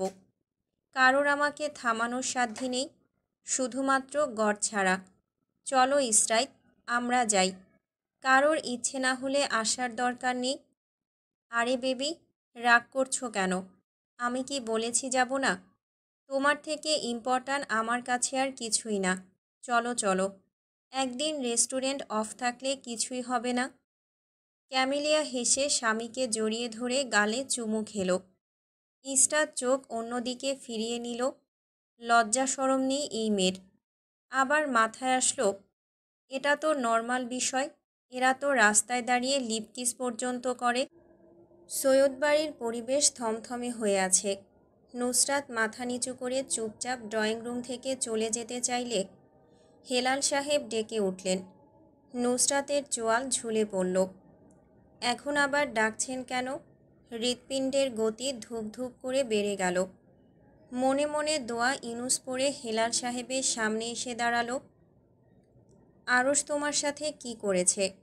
নুসরাতের ভ্রু কুঁচকে গেল। আরশ তার সাথে কি করবে? সেই তো করে এসেছে আরশের সাথে কত কিছু। কপালে ভাঁজ ফেলে ড্রয়িং রুমের চারদিকে তাকালো। সবার মুখ থমথমে। মুখ দেখে বোঝা যাচ্ছে বিরাট কিছু ঘটেছে। নুসরাত মেহেরুন্নেসার দিকে তাকালো। মেহেরুন্নেসা শাড়ির কোনা দিয়ে চোখ মুছলেন। নুসরাতকে তার দিকে তাকাতে দেখে চোখ দিয়ে ইশারা করে জিজ্ঞেস করলেন, কি? নুসরাত দুই পাশে মাথা নাড়িয়ে কিছু না বলল। হেলাল সাহেব উত্তরের আশায় নুসরাতের মুখের দিকে তাকিয়ে আছেন। বড় আব্বু? মেহেরুন্নেসা নাক টানতে টানতে বললেন, ও কি কইব? ওকে কিছু কইতে পারবো এখন? তোমার পোলাওরে কিডন্যাপ কইরা নিয়া গেছে। নিজের মুখে কইতে ওর কষ্ট হইব না? নুসরাত বুঝল মেহেরুন্নেসা বাড়িতে আরেকটা গণ্ডগোল পাকিয়েছেন। ভালোই হয়েছে গণ্ডগোল পাকানোই, তার জন্যই ভালো। তার কাজ সহজ হয়ে গেল। সেকেন্ডের মধ্যে নুসরাত নিজের মুখ কাদো কাদো করে 2 হাত মেলে জড়িয়ে ধরল মেহেরুন্নেসাকে। কানে কানে জিজ্ঞেস করল, কি বলেছ দাদা? মেহেরুন্নেসা শাড়ির কোণ দিয়ে মুখের একপাশ ঢেকে বললেন, কইসি তোরে কিডন্যাপ কইরা নিয়া গেছে। নুসরাত হাসল ঠোঁট বাঁকিয়ে। মেহেরুন্নেসার গলা জড়িয়ে হাউমাউ করে কান্না শুরু করল। চোখ চেপে ধরে রাখল মেহেরুন্নেসার কাঁধে। নুসরাতের ঠোঁটে হাসি, কিন্তু মুখ দিয়ে হু হু করে কান্না করার মতো করল, যা শুনতে করুণ শোনালো। 5 মিনিট পর আরশ বাড়িতে আসলো। নুসরাতকে কান্না করতে দেখে ভ্রু কুঁচকে তাকালো। আরশকে খেয়াল করতেই হেলাল সাহেব তেড়ে গেলেন আরশের দিকে। ইরহাম এসে হেলাল সাহেবকে পেছন থেকে জাপটে ধরল। শুয়োরের বাচ্চা, তুই আমাকে বললে তোর বিয়ে দিয়ে দিতাম না ওর সাথে? তুই কুকুরের বাচ্চা জোর করে বিয়ে করেছিস কেন? গুন্ডা হয়েছিস তুই? আরশের মনে হলো তার মাথায় আকাশ ভেঙে পড়েছে। হেলাল সাহেবের দিক থেকে চোখ ফিরিয়ে সবার দিকে তাকালো। বাড়ির সবাই তার দিকে রুষ্ট চোখে তাকিয়ে আছেন। শুধুমাত্র নাজমিন বেগম তার দিকে না তাকিয়ে নুসরাতের দিকে খ্যাপা বাঘিনীর মতো তাকিয়ে আছেন। তোকে বলেছিলাম তোর কোনো পছন্দ থাকলে বলতি, তুই তো বললি পছন্দ আছে। আমি তো তোর পছন্দের কথা মেনে নিয়েছি। তাহলে তুই তুলে নিয়ে বিয়ে করতে গেলি কেন, রামছাগলের বাচ্চা? তোকে কি বিয়ে দেব না বলেছি আমরা? আরশ কিছু বলতে যাবে হেলাল সাহেব বললেন, চুপ, আর একটা কথা না। বিয়ে করেছো জোর করে, খুব ভালো কাজ করেছো। এখন যা করার আমরা করব, তুমি শুধু চুপচাপ আমাদের কথা শুনবে। আরশ দাঁতে দাঁত পিষে কটমট শব্দ করল। নুসরাতের দিকে ক্ষুব্ধ দৃষ্টি তাক করল। নুসরাত মেহেরুন্নেসার কাঁধ থেকে মাথা তুলে আরশের দিকে তাকিয়ে বাঁকা হাসল। আরশকে বুড়ো আঙুল দেখালো উল্টো করে। তারপর 2 হাত মেহেরুন্নেসার গলার পাশ দিয়ে নিয়ে এসে মিডল ফিঙ্গার দেখালো। ঠোঁট উপরের দিকে তুলে মিচকে শয়তানের মতো হাসল। নুসরাতের বাচ্চা, তোকে আমি ছাড়ব না। হেলাল সাহেব নুসরাতের দিকে তাকাতেই নুসরাত ন্যাকা কান্না জুড়ে দিল। আরশ রাগে এক হাত দিয়ে অন্য হাতে চিমটি কাটল, রাগ ব্যালেন্স করার জন্য। না হলে রাগ সামলানো মুশকিল হবে। হেলাল সাহেব আরশকে ধমকে উঠলেন, এত বড় কাজ করে তোর হয়নি, আবার ওকে ধমকাচ্ছিস? তোর লজ্জা করছে না? এই, চোখ নামা নিচের দিকে, নুসরাতের দিকে এভাবে তাকাবি না বলছি। আরশ চিৎকার করে উঠল, আমি ভিকটিম, তোমরা কেউ কেন বিশ্বাস করছো না? ও আমায় জোর করে বিয়ে করেছে, আমি বিয়ে করিনি ওকে। তোমরা ভিকটিমকে অপরাধী ভাবছো আর অপরাধীকে ভিকটিম ভাবছো। আমাকে সহানুভূতি না দেখিয়ে ওকে সহানুভূতি দেখাচ্ছ। নুসরাত হু হু করে কান্নার সাউন্ড আরও বাড়িয়ে দিল। আরও সা হয়ে গেল এর অভিনয় দেখে। নুসরাতের চোখ বেয়ে টপ টপ করে পানি পড়ছে, যা গাল বেয়ে নেমে যাচ্ছে চিবুকে। চোখে পানি আনলো কিভাবে এটা? আরশ নুসরাতের দিকে হাঁ হয়ে তাকালো। লিপি বেগম এবার মুখ খুললেন, ও তোকে বিয়ে করবে কিভাবে? তুই আমাদের বোকা পেয়েছিস? তোকে জোর করেও বিয়ে করবে কিভাবে? আমাকে বোঝাতো। আরশ, মিথ্যা বললে গুছিয়ে বলতে হয়। তোমার কথা শুনেই তো বোঝা যাচ্ছে তুমি মিথ্যে কথা বলছো। আরশের রাগে নিজের চুল নিজেরই ছিঁড়তে ইচ্ছে হলো। সবাই মিথ্যা কথা বিশ্বাস করে বসে আছে কেন? হেলাল সাহেব বললেন, হয়েছে, আর নাটক করতে হবে না। আমরা বুঝতে পারছি কে ভিকটিম আর কে অপরাধী। এবার মেইন পয়েন্টে আসি। বিয়ে করে নিয়েছো ভালো কথা, একদিন করার ছিল আজ করে নিয়েছো, তাতে আমাদের কোনো সমস্যা নেই। কিন্তু আমাদের জানিয়ে বিয়ে করলে আমরা কি বাধা দিতাম? তোমাদের ভাইদের কোনো ইচ্ছা আমরা অপূর্ণ রেখেছি এই পর্যন্ত? সব পূরণ করেছি। তাহলে এটাও করতাম পূর্ণ। এত তাড়াহুড়ো করার কোনো প্রয়োজন ছিল না। বিয়ে করে নিয়েছো বলে এখন তো আর বাড়ি থেকে বের করে দিতে পারি না। যাও যাও, যে যার রুমে যাও। আমি এদের নিয়ে ভেবে জানাবো কি করা যায় এদের। একজন থেকে আরেকজন দুই কাঠি উপরে। আর এসব ভালো লাগছে না। প্রতিদিন তোমাদের ঢং দেখে দেখে শরীর খারাপ করছে। নুসরাত নিজের কান্না থামিয়ে উঠে দাঁড়ালো। এমনভাবে হাঁটলো যেন কেউ ধাক্কা দিলে উল্টে পড়ে যাবে। সে প্রচুর শোকাহত আরশের এই অদ্ভুত আচরণের জন্য। আরশের পাশ কাটিয়ে যাওয়ার সময় চোখের কোণে জমায়িত পানি বুড়ো আঙুল দিয়ে মুছল। তর্জনী আঙুলের সাহায্যে বুড়ো আঙুলে লেগে থাকা জল টোকা মেরে দূরে ফেলল। এমনভাবে ফেলল যেন চোখের পানি না নিকৃষ্ট কোনো জিনিস ফেলে দিচ্ছে। আরশের কানে তার কথা যায়। সেভাবে সাউন্ড রেখে সতর্ক গলায় বলল, কি যেন বলেছিলেন? মুখের মতো মনও কালো। এইরকম কিছুই বলেছিলেন। হোয়াট এভার, যাই বলেন। এখন থেকেই মন কালোর বহিঃপ্রকাশ ঘটবে। Wait and watch pro. আপনার জীবন যদি তেনা তেনা করে না ছাড়ি, আমার নামও বদলে দিবেন মিস্টার আরশ হেলাল। নুসরাত গা জ্বালানো কথা বলে হাসল। মুখ দিয়ে চুকচুক শব্দ করল। ঠোঁটের ওপর আঙুল রেখে বলল, উপস জামাই, এভাবে তাকাবেন না। এই যে, বুকের বাঁ পাশে হাত রেখে বলল। এইখানে ধক করে ওঠে। আরশ ঠান্ডা চোখে তাকিয়ে রইল। নুসরাত অভিনয় করে বলল, আমাকে মারতে ইচ্ছে করছে। উফ, মারতে পারবেন না। আপনার হাত পা তো বাঁধা, মারবেন কিভাবে? শালার ভদ্রতা। বাগাতেল গার্ডেন প্যারিসের একটা ঐতিহাসিক এবং সুন্দর বাগান, যা বাগাতেল প্রাসাদের পাশে অবস্থিত। এটি বুৎসদ্ভদ পার্কের মধ্যে এবং প্যারিসের পশ্চিম অংশে অবস্থিত। বাগাতেল গার্ডেনটি তার সুবিন্যস্ত ফুলের বাগান, সজ্জিত লন এবং শান্ত পরিবেশের জন্য বিখ্যাত। এখানে বিভিন্ন ধরনের রোজের গাছ রয়েছে, যার মধ্যে 10,000-এর বেশি রোজ ফুলের জাত রয়েছে। Lily lavender seasonal. এই বাগানে ঋতুভিত্তিক ফুলের সমাহার দেখা যায়, যেমন টিউলিপ, পপি এবং অন্যান্য রঙিন ফুল। বাগানে বিভিন্ন প্রকারের বৃক্ষ এবং ঝোপঝাড় রয়েছে, যা সবুজ পরিবেশ সৃষ্টি করে। ছোট ছোট রাস্তা, পাথরের পথ এবং বনভূমি দিয়ে ঘুরে বেড়ানোর জন্য সুদৃশ্য এলাকা রয়েছে। বাগাতেল বাগানটিতে বেশ কয়েকটি ছোট পুকুর এবং ঝর্ণা রয়েছে, যা পার্কের সৌন্দর্যকে বাড়িয়ে তোলে। এই বাগানের মধ্যে একটা ছোট প্রাসাদ রয়েছে, যা 18 শতকের নব্য ক্লাসিক্যাল আর্কিটেকচারে তৈরি। প্রাসাদটি একটি বিশেষ ঐতিহাসিক গুরুত্ব বহন করে এবং একসময় এটি রাজার সময় কাটানোর স্থান ছিল।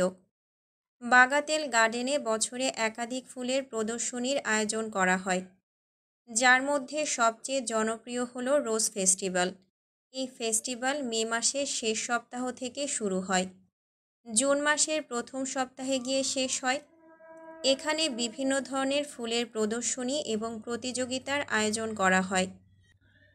বাগানটিতে হাঁটার জন্য অনেক সুন্দর পথ রয়েছে, যেখানে আপনি শান্তভাবে সময় কাটাতে পারেন।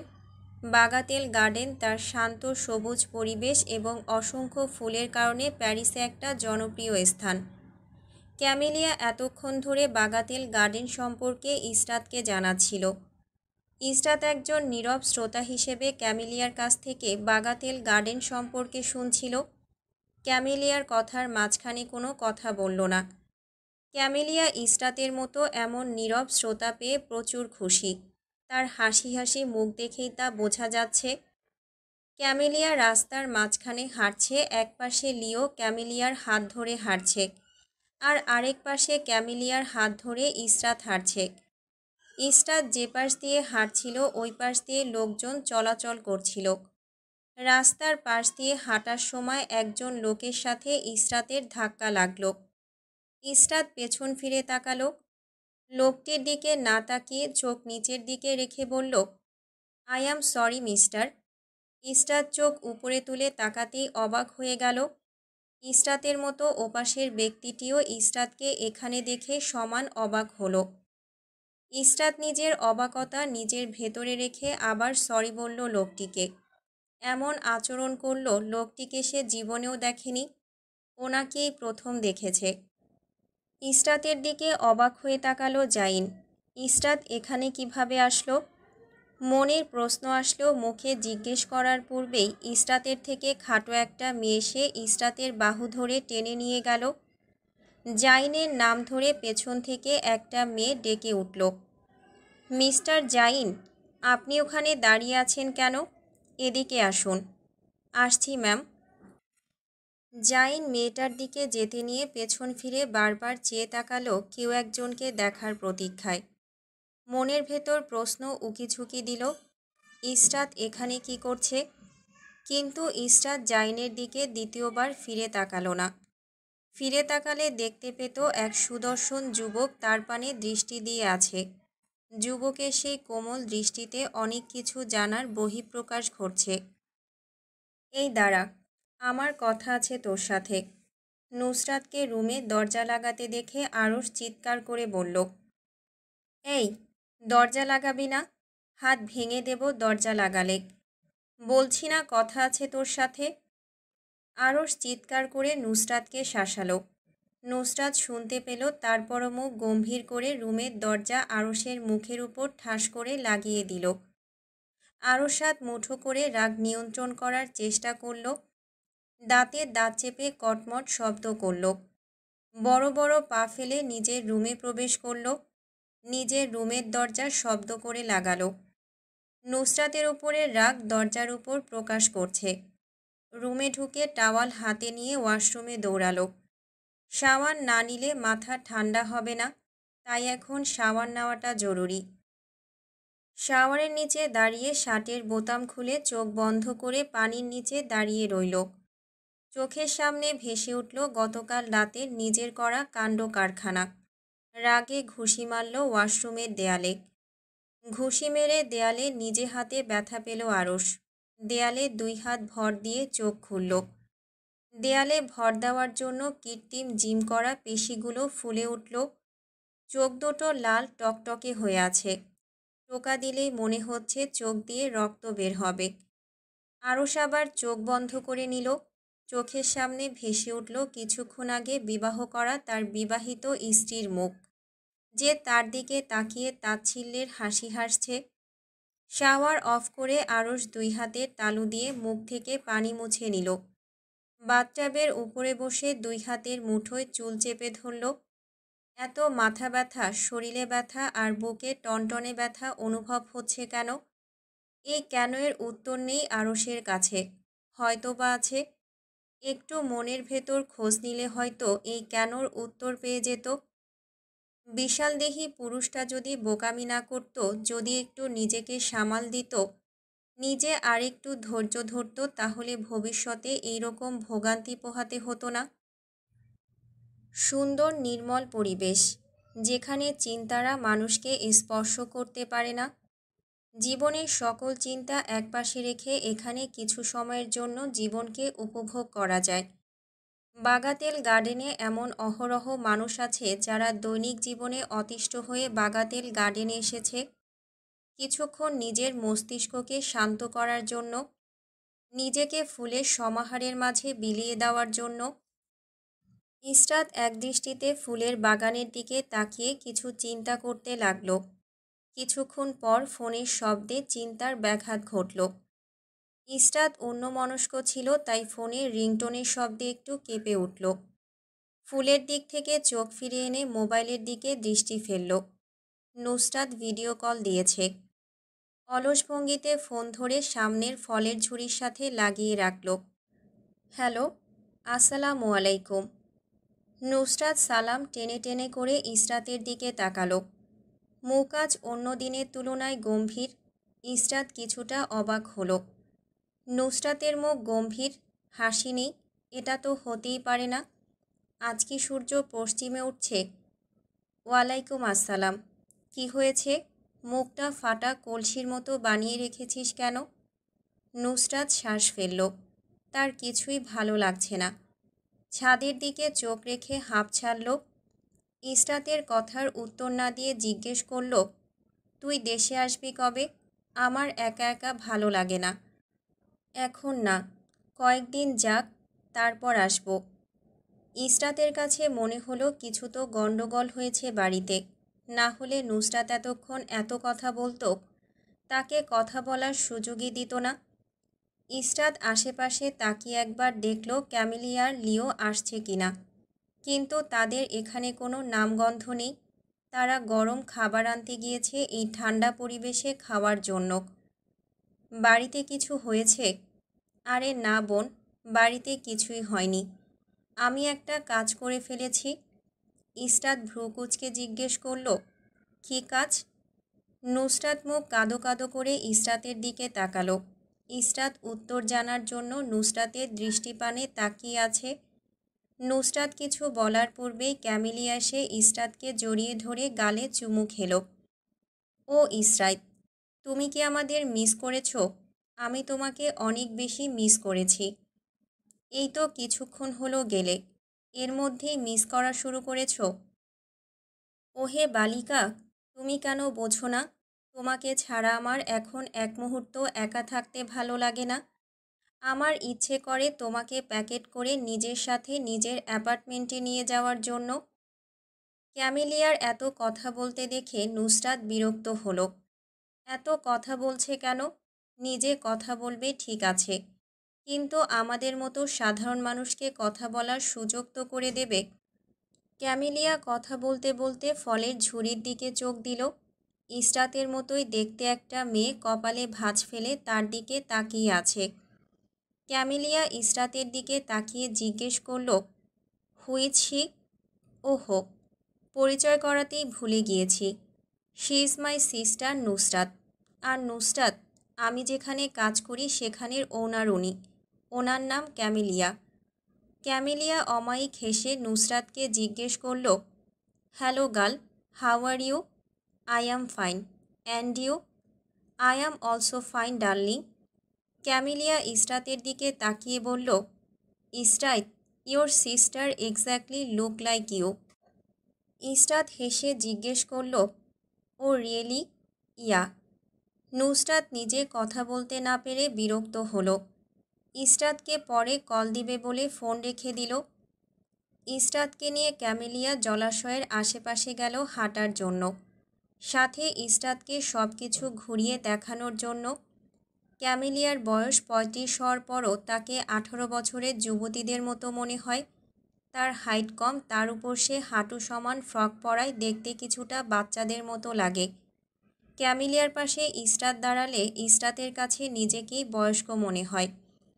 ইসরাত আশপাশ দেখছিল, তখন চোখ পড়ল জলাশয় থেকে কিছুটা দূরে জাইনের উপর, যে চুপচাপ ম্যাট্রেসের উপর বসে আছে। আর তার সামনে শর্ট স্কার্ট আর স্কিনি টি শার্ট পরে একটা মেয়ে বসে আছে, যে জাইনের সাথে কথা বলছে। আর জাইন মোবাইল দেখে মাথা নাড়িয়ে কিছুক্ষণ পর পর হ্যানা করছে। ইসরাত চোখ ফিরিয়ে এনে ক্যামেলিয়ার দিকে তাকালো, যে ক্যামেরা দিয়ে টিউলিপ, লিলি, ক্যামেলিয়া ফুলের ফটো তুলছে। ইসরাতকে তার দিকে তাকাতে দেখে ক্যামেলিয়া ক্যামেরা তাক করে ইসরাতেরও ২-১টা ফটো তুলল। ক্যামেলিয়াকে ফটো তুলতে দেখে ইসরাত নিজের মুখ হাত দিয়ে ঢেকে ফেলল। ইসরাত মুখ ঢাকার আগেই ক্যামেলিয়া ফটো তুলতে পেরে হালকা হাসল। ইসরাত জাইনের দিক থেকে চোখ সরাতেই জাইন ইসরাতের দিকে চোখ রাখল।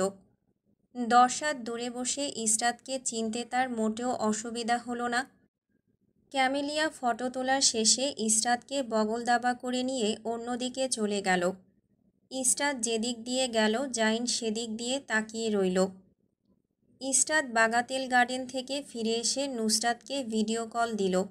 নুসরাত কল ধরল না। ইসরাত ফোনটা সোফার উপরে রেখে রাতের রান্নার জন্য কিচেনে গেল। নুসরাত কল দেখলে এমনিতেই ব্যাক করবে। জাইন ৭টার দিকে অ্যাপার্টমেন্টে ফিরে আসলো। ইসরাত কিচেন থেকে দরজা খোলার আওয়াজ পেল, তারপর এসে দেখে গেল না কে এসেছে। জাইন নিজের রুমে গিয়ে কাপড় চেঞ্জ করে এসে ড্রয়িং রুমে বসল। কিচেনে টুকটাক শব্দ হচ্ছিল। ইসরাত রান্না করছে। জাইন একবার কিচেনের দিকে তাকিয়ে আবারও চুপচাপ বসে রইল। অস্বস্তি একপাশে ফেলে ইসরাতকে ডাক দিল, ইসরাত, ইসরাত। ইসরাত ডাক শুনেও প্রত্যুত্তর করার প্রয়োজন বোধ করল না। জাইন সোফা থেকে উঠে নিজে গিয়ে কিচেনের সামনে দাঁড়ালো। ইসরাত বুঝল জাইন উঠে এসে তার পেছনে দাঁড়িয়ে আছে, তবুও সে নিজের কাজ করা জারি রাখল।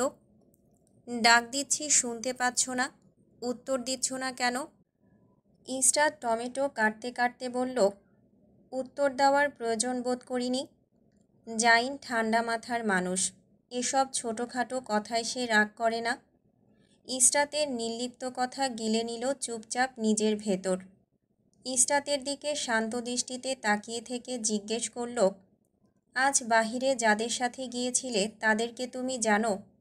ইসরাত টমেটোর স্লাইস মুখে ঢুকিয়ে বলল, আপনাকে বলতে ইচ্ছুক নই। জাইন বিরক্তিকর দৃষ্টি ইসরাতের দিকে তাকালো। একটা সিম্পল প্রশ্নের সিম্পল উত্তর দিয়ে দিলেই তো হয়, এত কুল হওয়ার কি দরকার?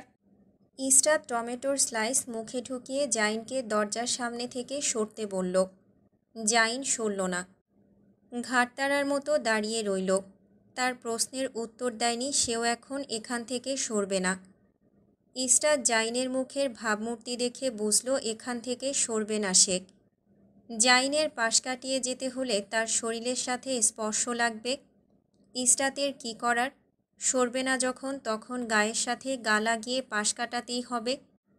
ইসরাত দরজার সাথে পিঠ ঠেকিয়ে আলগোছে বের হয়ে যেতে চাইল, কিন্তু জাইনের মতো সুঠাম দেহের ব্যক্তির সাথে শরীর লাগবে না এটা কিভাবে হয়? কিছুটা শরীরের সাথে শরীরের স্পর্শ লাগলো, তবুও জাইন প্রতিক্রিয়াবিহীন কিচেনের দরজায় দাঁড়িয়ে রইল। কিন্তু ইসরাতের শিরদাঁড়া বেয়ে শিরশির অনুভূতি বয়ে গেল। ফোনের শব্দ শুনে সে কিচেন থেকে এসেছে। সোফার উপর থেকে মোবাইল নিয়ে কল রিসিভ করল। কল রিসিভ করতেই নুসরাতের গম্ভীর মুখ ভেসে উঠল মোবাইলে। ইসরাতের পানি পিপাসা পাওয়ায় কল লাউড স্পিকারে রেখে পানির গ্লাস আনতে গেল। গ্লাস নিতে গিয়ে বলল, তখন কি বলতে চাইছিলি বল, আমি শুনছি। নুসরাত মুখ থমথমে করে বলল, আমি একটা কাজ করে ফেলেছি, তোকে বলিনি। ইসরাত গ্লাস নিয়ে এসে সোফায় বসতে বসতে জিজ্ঞেস করল, কি এমন কাজ করলি যা আমাকে না বলে করেছিস? শুভ কাজ করে ফেলেছি। ইসরাত পানির গ্লাসে পানি ঢেলে পানি মুখে দেওয়ার আগে জিজ্ঞেস করল, কি এমন শুভ কাজ করলি আমিও শুনি, শুনে নিজেকে ধন্য করি। নুসরাত ব্যথিত গলায় বলল, শখ নিতে পারবি তো? ইসরাত এক চুমুক পানি খেয়ে বলল, ঢং না করে বল কি করেছিস। আমি সব সময় প্রিপেয়ার থাকি এসব ছোটোখাটো শখ খাওয়ার জন্য, এইসব আমার জন্য কিছুই না। নুসরাত গলা পরিষ্কার করে নিল। ইসরাতের দিকে তাকিয়ে বলল, আরশারে কিডন্যাপ কইরা বিয়া কইরা ফালাইছি। ইসরাতের মুখের ভেতর থেকে পানি ছিটকে বের হলো। মোবাইলের দিকে চোখ বড় বড় করে চাইল। দেখে মনে হলো ইসরাতের চোখ খুলে বের হয়ে আসবে। লাউড স্পিকার থাকায় কিচেন থেকে জাইন এতক্ষণ শুনছিল নুসরাতের কথা। যখন আরশের কথা শুনল, হাতে চামচ নিয়ে এসে দরজার সামনে দাঁড়ালো স্পষ্ট সব শোনার জন্য। আরশকে নুসরাত কিডন্যাপ করে বিয়ে করেছে শুনে ইসরাত আর জাইন একসাথে চিৎকার করে উঠল। কি? নুসরাত বোকা বোকা হাসল। জাইন চামচ হাতে নিয়ে এসে বসল ইসরাতের কাছে। নুসরাতের দিকে তাকিয়ে জিজ্ঞেস করল, এইমাত্র কি বললে, আবার বলো তো। নুসরাত সেই কথার উত্তর না দিয়ে বলল, আরে দুলাভাই, আপনি রান্না করছিলেন বুঝি? নুসরাত, এখন ঢং করা বাদ দিয়ে আরশের সাথে কি করেছো সেটা বলো। এই তো যা শুনেছেন তাই করেছি, কিডন্যাপ করে বিয়ে করে ফেলেছি। ইসরাত আর জাইন দুজন দুজনের দিকে তাকিয়ে নুসরাতের দিকে বিস্ফোরিত নজরে তাকালো। আরশ বিয়েতে রাজি হয়ে গেল? আরে দুলাভাই, বোঝেন না কেন? কিডন্যাপ করেছি, কিডন্যাপ।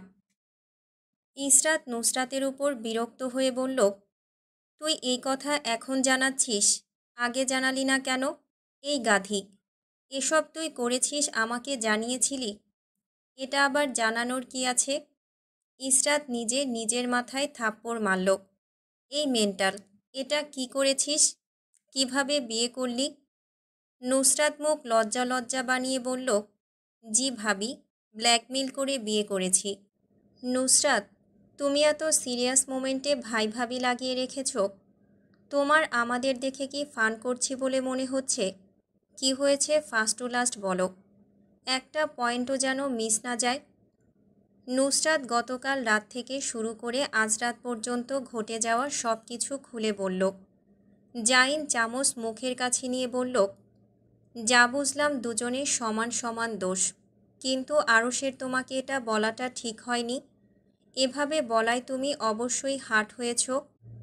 নুসরাত জাইনের কথা উড়িয়ে দিল, ঠোঁট বাঁকিয়ে হেসে বলল, আমি কারোর কথায় হার্ট হই না। যখন আমার নিজের ইচ্ছে হবে কষ্ট পেতে তখন আমি কষ্ট পাই। আসলে ওই ব্যাটা আমাকে ইগো দেখায়, নিজেকে মনে করে খুব সুন্দর। আসলে ওকে তো কালা বান্দরের মতো লাগে, তাই না বড় ভাইয়া? ও না, দুলা ভাই। জাইন মাথা নাড়িয়ে হালকা হাসল। হঠাৎ নাকে পোড়া পোড়া গন্ধ আসলো। জাইন ওনো বলে কিচেনে দৌড়ালো। গ্যাস থেকে তরকারি নামিয়ে সিঙ্কে রাখল। তরকারি পুড়ে গিয়ে পুরো কিচেনে ধোঁয়া ছড়িয়ে পড়েছে। নুসরাত ইসরাতের থেকে বিদায় নিল। রাত 12টা বাজতে চলল। সে এখন ঘুমাবে। ইসরাতও বিদায় জানালো, আর ওখানে কি হয় তার আপডেট দিতে বলল। নুসরাত এসি বন্ধ করে সিলিং ফ্যান অন করে বিছানায় উঠবে তখনই পেটে গুড়গুড় শব্দ হলো। দুপুর থেকে দরজা লাগিয়ে বসে আছে, তাই দুপুর আর রাতের খাবার এখনও না খাওয়া। রুমের দরজা খুলে বের হতেই আকস্মিক ধাক্কা লাগায় পায়ের সাথে পা প্যাঁচ লেগে নুসরাত মেঝেতে উল্টে পড়ল। অন্ধকারের মাঝে নুসরাতের 1 সেকেন্ড সময় লাগলো না যার সাথে তার ধাক্কা লেগেছে সেই লোকটাকে চিনতে। আরশ জানতো এই মেয়ের রাতে চিপস চকলেট আইসক্রিমের ক্রেভিং হয়, আর তা খাওয়ার জন্য বের হবে রুম থেকে। আরশ নিজেও জানতো না রুম থেকে বের হতেই তার শিকারকে সে পেয়ে যাবে। নুসরাত মেঝেতে উল্টে পড়ে যাওয়ায় উঠে বসল। দাঁড়ানোর আগে আরশ নুসরাতের দিকে তাকিয়ে হাঁটুতে ভর দিয়ে মেঝেতে বসল। চোখে চোখ রেখে নুসরাতের দিকে ঝুঁকে তাকালো। আরশকে ঝুঁকে বসতে দেখে নুসরাত উঠে দাঁড়ালো না।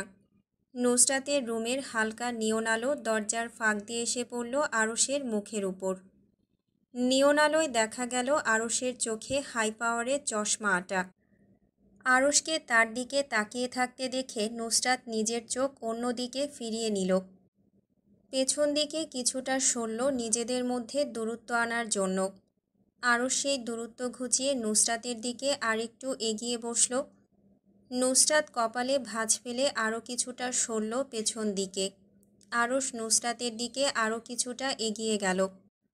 নুসরাত পেছনে সরলে আরশ নুসরাতের আরেকটু কাছে এগিয়ে যায়।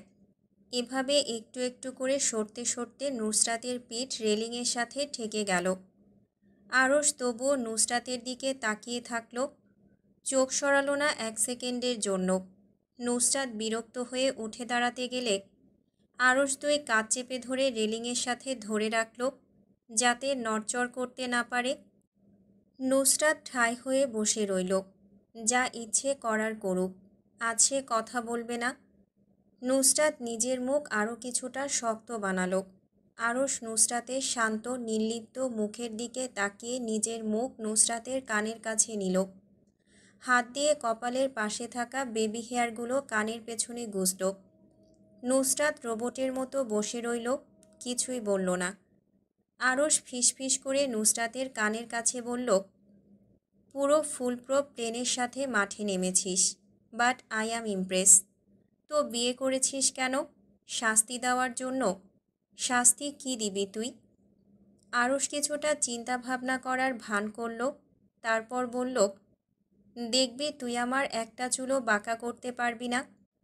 নিজেই আফসোস করবি কেন আমাকে তুই বিয়ে করতে গেলি। নিজের কাজে নিজেই পস্তাবি। নুসরাত, তুই হারবি।